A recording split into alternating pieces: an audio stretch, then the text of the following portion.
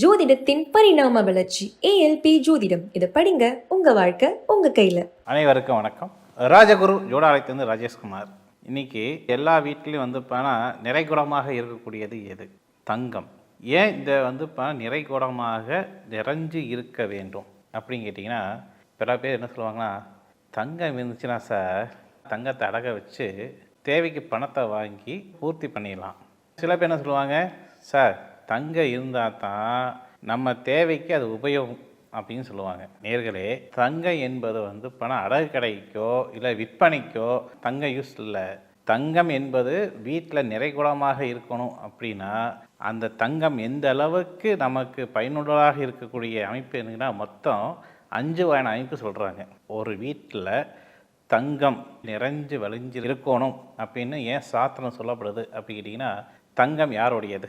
குரு பகவான். இந்த குரு பகவான் பார்த்தீங்கன்னா ஜாதகத்திலையும் சரி இல்லை ஜாதகம் இல்லாதவங்களும் சரி. இப்போ உதாரணத்துக்கு ஜாதகம் இருக்கிறவங்க நம்ம குரு பகவான் செய்கிறோம். ஜாதகம் இல்லாதவங்களுக்கு எது உதவும் அப்படிங்கிறீங்கன்னா, தங்கம் தான் உதவும். வீட்டில் பணம் நல்லா சேஃப்டியாக இருக்குது, சேவிங்ஸாக இருக்குது. வருஷத்துக்கு நான் 5 பவுன் வாங்குகிறேன், 6 பவுன் வாங்குகிறேன், 7 பவுன் வாங்குகிறேன். தங்கங்கள் சேர்த்த என்ன கேட்டிங்கன்னா, வீட்டில் சுபகாரியங்கள் வீட்டில் சேரும்.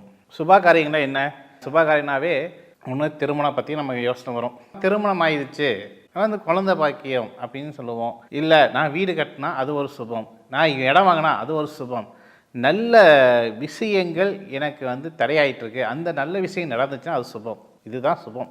மொத்தத்தில் 5 விஷயங்கள் என்ன எடுத்திங்கன்னா, பெண் வீட்டில் இருக்கிறாங்க, ஆண் வீட்டில் இருக்காங்க அப்படின்னா தங்கம் சேர சேர சேர என்ன கேட்டிங்கன்னா, அந்த வீட்டில் சுபம் காரியங்கள் தடையில்லாமல் நடக்குமானா நிச்சயம் நடக்கும். பெண்ணுக்கு திருமணம் அமையும், ஆணுக்கு திருமணம் அமையும், பொன் பொருள் உங்களுக்கு சேவிங்ஸ் ஆகும்.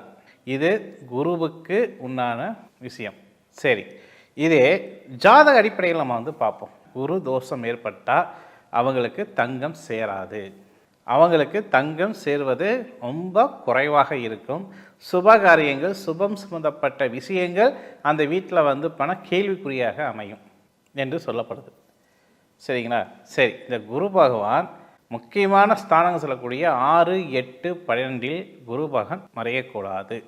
அமாவாசை அமைப்பில் ஒரு பாலகனோ பாலகியோ பிறந்தால் அவங்க ஜாதக ரீதியில் குரு பகவான் சந்திரனுக்கு அஷ்டாமகம் சொல்லக்கூடிய அஷ்டங்கத்தில் போய் மறையக்கூடாது. சந்திரனுக்கு குரு பகவான் அஷ்டங்கத்தில் போய் மறையக்கூடாது. சில பேருக்கு கோச்சார நிலை ரீதியாக அமாவாசை காலகட்டத்தில் சந்திரனோட குரு பகவான் அஷ்டங்கத்தில் பணம் மறையக்கூடாது, அது தோஷம். குரு சனி பார்வை 6, 8, 12. இப்போ குரு பணம் ஏற்கனவே மறைஞ்சிட்டாரு, கூடதாக சனி அஷ்டம பாதவியாக பார்க்குறாங்க அப்படின்னு வச்சுக்கோங்களேன். அதுவும் தங்கம் தோஷமாக அமைஞ்சுவிடும். இப்படிப்பட்டவங்க சூரியனுக்கு அஷ்டங்கம், சந்திரனுக்கு அஷ்டங்கம், சனிக்கு அஷ்டங்கம், சூரிய பகவானுக்கும் அஷ்டங்கத்தில் குரு மறையக்கூடாது ஜன ஜாதக ரீதியாகும். இப்போது ஜன ஜாதக ரீதியாக மறைஞ்சிருச்சு. அப்போ எனக்கு தங்கமே சேராதா அப்படின்னு கேட்டிங்கன்னா, தங்கம் சேரணும், எங்கள் வீட்டில் சுபகாரியம் நடக்கணும் அப்படின்னா அந்த தங்கத்துக்கு அதிபதியானவர் யார்? குரு பகவான் தானே.